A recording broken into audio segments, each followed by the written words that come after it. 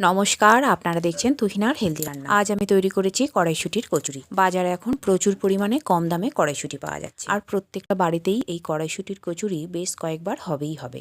আর আমাকে যে এই কচুরি কতবার তৈরি করতে হয়েছে তার কোনো ঠিক নেই। তাই সবার প্রথমে আমি একটা মিক্সির জারে খোলা ছাড়ানো কড়াইশুঁটি ভালো করে ধুয়ে দিয়ে দিলাম।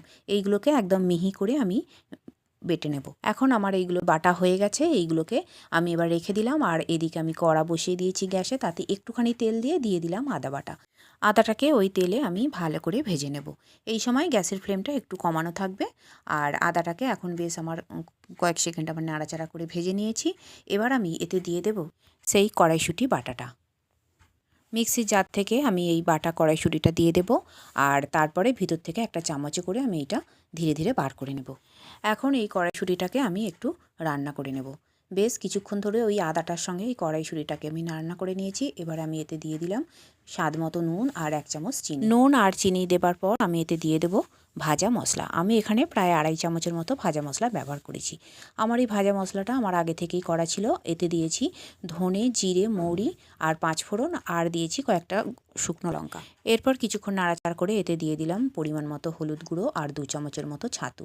ছাতুটা দিলে এইটা বেশ টাইট মতো হবে। আর বেশ কিছুক্ষণ ধরে এবার নাড়াচাড়া করে নেব।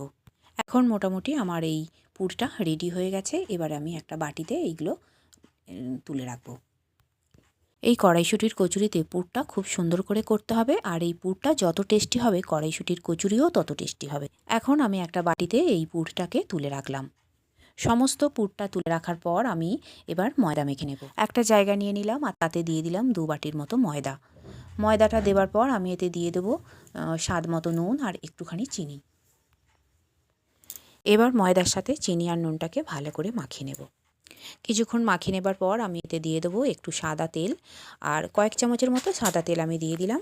আর এবার ময়দার সাথে এই তেলটাকে ভালো করে মাখিয়ে নেব। আমি আগে থেকেই গ্যাসে জল গরম বসিয়ে দিয়েছি, আর জলটা গরম হয়ে গেলে আমি গরম জল একটু একটু দেবো ময়দার মধ্যে, আর তারপর গরম জল দিয়ে ময়দাটাকে সুন্দর করে মাখিয়ে নেব।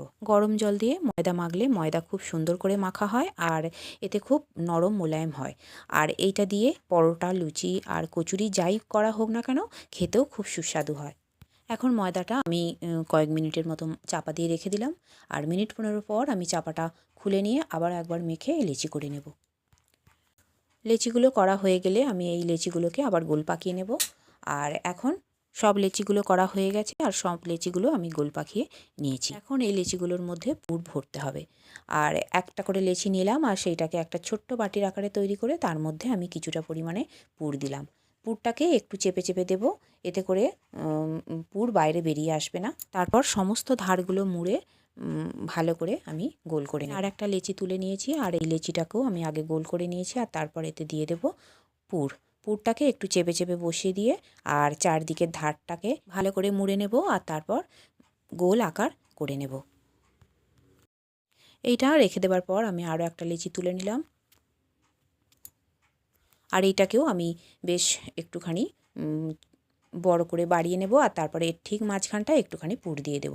পুরটাকে একটু চেপে চেপে দিয়ে তারপর চারিদিকের ধারগুলোকে আমি মুড়ে নেবার পর আমি 2 হাতের সাহায্যে গোল পাকিয়ে নেব আর রেখে দেব। এইভাবে আমার সমস্ত লেচিগুলোতেই পুর ভরা হয়ে গেছে। আর এখন এইগুলোকে বেলে নেব। আমি বেলার আগে একটুখানি তেল দিয়ে নিলাম, আর একটা লেচি তুলে নিলাম। এই লেচিটাকে এবার হাতে করে একটু চেপে চেপে দিলাম, আর তারপর আস্তে আস্তে খুব ধীরে ধীরে এটাকে বেলে নিতে হবে। বেলার সময় খুব সাবধানে বেলতে হবে, কারণ একটু চাপ পড়ে গেলেই কিন্তু এর ভিতর থেকে পুর বেরিয়ে আসবে। তাই আলতো করে এইগুলোকে বেলতে হবে। এখন আমার প্রথম কচুরিটা বেলা হয়ে গেল। এইটা আমি এক জায়গায় রেখে দিলাম, আর আবারও একটা লেচি নিয়ে নিলাম। এইটাকেও আমি ওই একইভাবে আলতো করে বেলে নেব। কচুরির মধ্যে পুর একটু বেশি করে দিতে হবে, না হলে কিন্তু খেতে ভালো লাগবে না। আবার খুব বেশি পুর হলেও এটা ফেটে যাবে বেলার সময়। তাই মোটামুটি একটু পুর বেশি দিলেই এটা খেতে ভালো লাগবে। আমি ধীরে ধীরে বেশ কয়েকটা কচুরি বেলে নিলাম। আমি গ্যাসে আগে থেকেই কড়া বসিয়ে দিয়েছি। কড়াটা গরম হয়ে গেলে দিয়ে দিলাম সাদা তেল। আর তেলটা গরম হয়ে গেলে ভালো করে একটা খুন্তি দিয়ে চারিদিকে ছড়িয়ে দিলাম। এবার একটা কচুরি আমি এতে দিয়ে দিলাম। এবারে এই কচুরির ওপর একটা খুন্তি দিয়ে ওপর দিকে গরম তেল ছ্যাটাতে হবে। তার ফলেই ওপরটা একটু একটু ফুলে আসবে, আর যেখানটা ফুলে যাবে সেখানটা একটু খুন্তি দিয়ে চাপ দিলেই কিন্তু এটা ফুটবলের মতো ফুলে যাবে। আর এখন আমি একটা ছাঁকনি দিয়ে এপিঠ ওপিঠ ভেজে নিয়ে এটা তুলে রাখলাম। এটা তুলে রাখার পর আমি আবারও একটা কচুরি দিয়ে দিলাম, আর ওই একইভাবে ছাঁকনি দিয়ে ওপরে একটু গরম তেল ছড়িয়ে দিচ্ছি। এরপর ওই ছাঁকনি দিয়ে একটু একটু চাপ দিলেই এই কচুরিটা বেশ ফুলে যাবে। আর তখন এটাকে আমি উল্টে দেব। উল্টে পাল্টে ভালো করে লাল লাল করে ভেজে আমি এটাকে তুলে রাখবো। আমার এই কচুরিটাও বেশ ফুলেছে। আর এবারে একটু লাল লাল করে ভেজে আমি এটাকেও একটু তেল ছাড়িয়ে তুলে রাখছি। আর এর পাশ থেকে আর একটা কচুরি আমি দিয়ে দিলাম তেলের মধ্যে। আর এটাকেও আমি আগেরগুলোর মতোই এপিঠ ওপিঠ ভালো করে উল্টে পাল্টে ভেজে তুলে রাখবো। এইভাবে কচুরি বানিয়ে আমরা সকালের জলখাবারেও খেতে পারি, ছেলেমেয়েদের টিফিনেও দিতে পারি, অথবা রাত্রের খাবারেও আমরা করে দিতে পারি। আর বন্ধুরা, আমার রান্না যদি ভালো লেগে থাকে আর যদি নতুন নতুন ঘরোয়া অথচ সুস্বাদু রান্নার রেসিপি পেতে চান, তাহলে আমার চ্যানেলটিকে সাবস্ক্রাইব করুন আর পাশে থাকা ঘন্টাটি বাজিয়ে দিন। আর লাইক শেয়ার কমেন্ট করতে কিন্তু একদম ভুলবেন না। তৈরি হয়ে গেল আমার দুর্দান্ত স্বাদের কড়াইশুঁটির কচুরি। আর আমার রান্নাটি দেখার জন্য সকল বন্ধুদের জানাই ধন্যবাদ। ভালো থাকবেন।